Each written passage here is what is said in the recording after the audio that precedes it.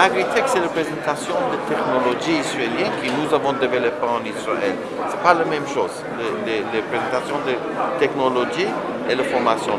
Pour la formation, ce n'est pas 2 jours, 3 jours. Pour la formation, c'est le minimum 2 semaines, peut-être 3 semaines, peut-être plus de ça.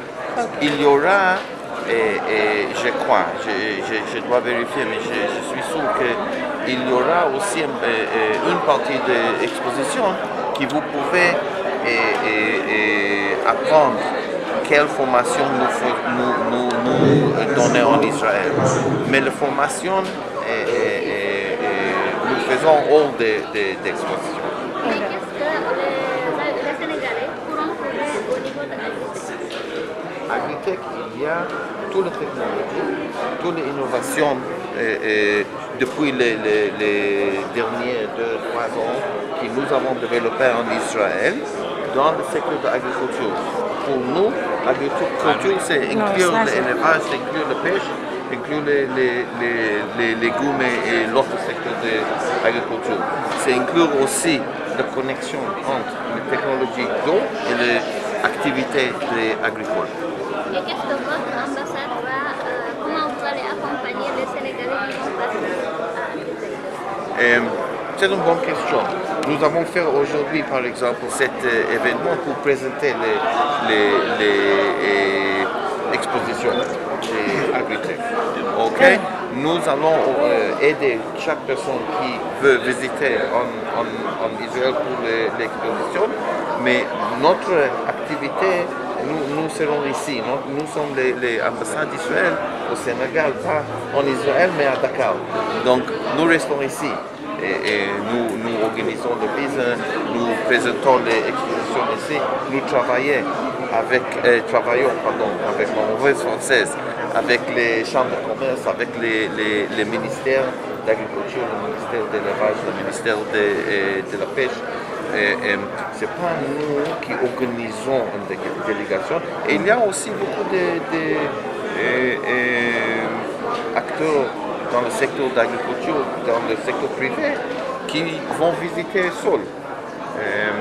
Mais nous sommes ravis d'être engagés avec chaque personne qui veut visiter pour aider et organiser le visite. Le Sénégal veut profiter, veut bénéficier de la technologie agricole d'Israël. Est-ce que vous comptez accompagner le Sénégal pour le développement de son agriculture? Et j'espère que le Sénégal va gagner. C'est votre décision, pas notre décision. Et nous étions très actifs pendant beaucoup d'années. Nous, c'est aussi l'ambassade d'Israël et aussi le secteur privé. Et nous avons fait aussi en Israël, aussi ici, la formation pour beaucoup d'agriculture ici. Et il y a aussi l'investissement israélien, il y a aussi les partenaires israéliens, aussi avec le gouvernement du Sénégal, aussi avec le secteur privé. Mais pour nous, la première étage, c'est votre décision. La décision aussi du gouvernement du Sénégal, aussi du secteur privé sénégalais, avec qui il veut travailler. Ce n'est pas notre décision. Et nous sommes prêts à établir les partenaires, mais nous cherchons le partenaire ici qui doit décider parce que c'est votre pays et vous êtes responsable pour le développement local. Est-ce que vous pensez que vous allez vraiment apporter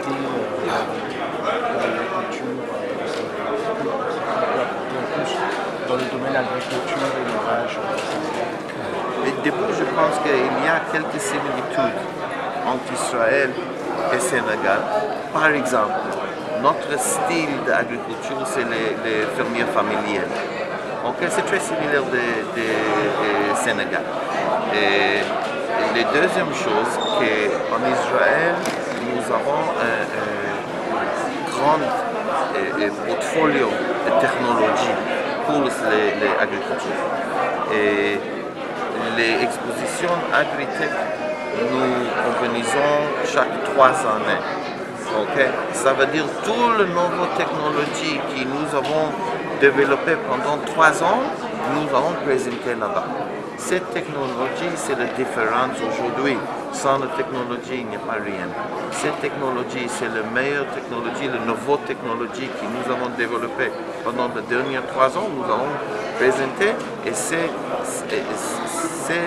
qui va faire la différence entre les dernières générations et les prochaines générations. Merci beaucoup. Monsieur l'ambassadeur, vous avez parlé tout à l'heure du secteur privé. Maintenant, comment comptez-vous accompagner le secteur privé sénégalais dans le domaine de l'agriculture? Le secteur privé en général connaît très bien le développement en Israël. Ils sont, pas tout le monde, ils sont déjà en contact avec le secteur privé israélien. Et s'il veut, il peut être en contact avec l'ambassade et nous pouvons leur donner un peu de contact en Israël. Et moi personnellement, je pense que nous devons développer les relations entre les deux secteurs privés. Moi, je suis le diplomate qui travaille pour le gouvernement, mais je suis sûr que c'est le secteur privé qui peut faire les meilleures activités. Je ne crois pas, je sais que le gouvernement aussi au Sénégal, aussi en Israël, aussi d'autres gouvernements, le gouvernement a fait beaucoup de choses dans le secteur de l'agriculture.